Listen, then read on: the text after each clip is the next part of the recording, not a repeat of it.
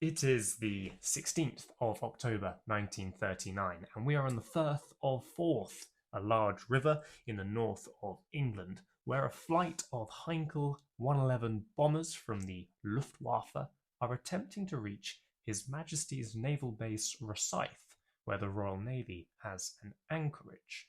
The bombers get through. There is actually very little response from the RAF initially. The radar, which would be of immense value next summer during the Battle of Britain, is not quite finely tuned yet. The bombers managed to attack the cruisers Southampton and Edinburgh, but not seriously, and the destroyer Mohawk. But despite the near misses, 16 sailors are still killed and many wounded.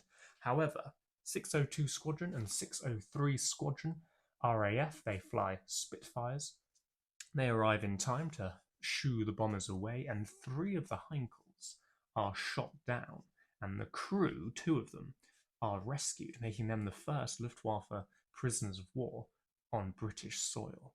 It is interesting to note that 602 Squadron were the first people to ever fly an aeroplane over Mount Everest. Meanwhile, in Poland, the Germans have decreed that no Polish people can live in the port city of Danzig. It's modern day Gdansk.